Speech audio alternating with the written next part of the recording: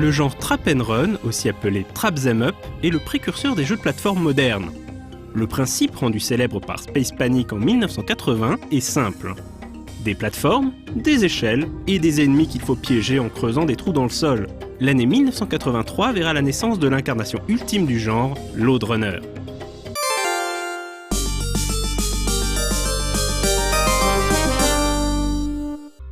En 1982, Doug Smith, un étudiant de l'université de Washington, réalise un jeu similaire à Space Panic sur son ordinateur Apple II, sous le nom de code Miner.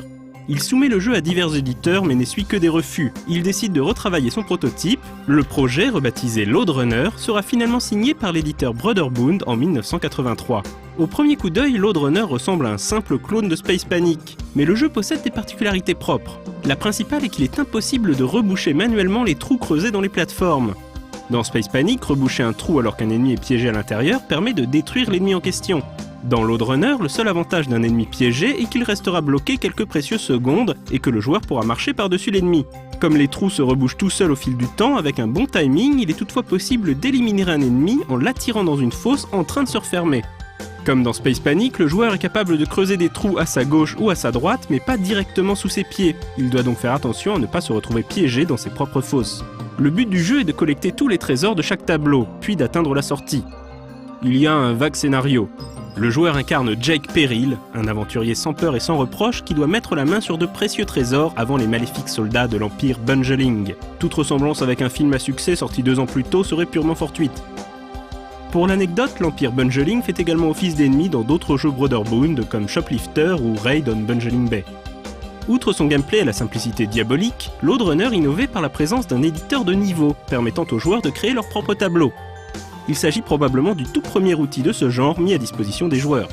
Ayant rencontré un franc succès sur ordinateur, Lode Runner sera porté sur un nombre hallucinant de machines.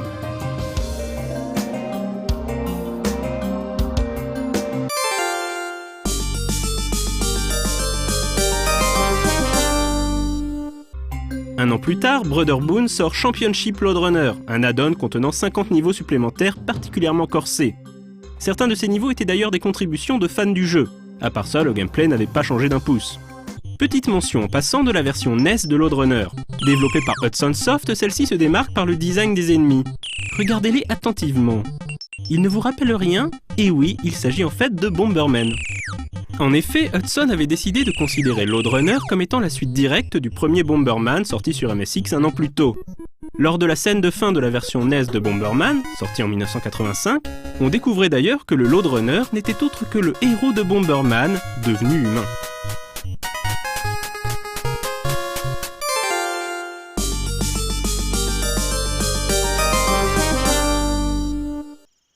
Après une décennie de portage sur tous les supports possibles et imaginables, Doug Smith parvient à récupérer les droits sur sa création et fonde le studio Presage Software dans le but de ressusciter Lode Runner.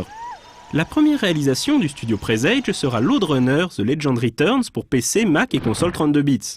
Cette nouvelle version reprend le principe de base du jeu original mais ajoute quelques nouveaux ingrédients, comme des clés et autres items que le joueur devra collecter pour franchir certains passages. Ces nouveautés ne sont pas sans rappeler Infernal Runner, un clone de Lode Runner développé dans les années 80 par Eric Chahi. Autre différence, l'Empire Bungeling du jeu original a été remplacé par une secte de moines en robe rouge.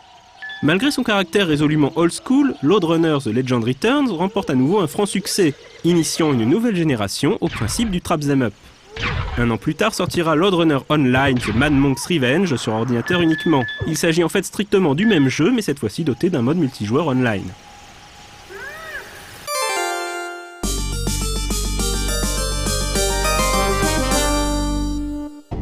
Il faut attendre 1998 pour voir la sortie d'une vraie suite à Lode Runner 2. Il faut toujours ramasser des trésors, éviter les ennemis et creuser des trous pour les piéger, mais le jeu est désormais en 3D isométrique. Cette nouvelle perspective permet de renouveler le gameplay, rendant le challenge encore plus retors. Le joueur peut cette fois-ci choisir d'incarner Jake ou Jane Peril, et aura à sa disposition de nombreux gadgets comme des bombes dont l'effet n'est pas sans évoquer Bomberman justement. Le mode multijoueur n'avait pas été oublié et laissait le choix entre compétition et coop.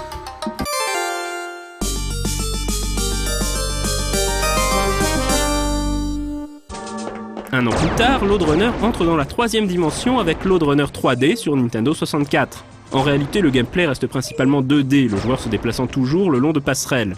Malgré un habillage très SF, on y affronte toujours les moines fous. Lode Runner 3D se révèle donc assez décevant car moins innovant que Lode Runner 2.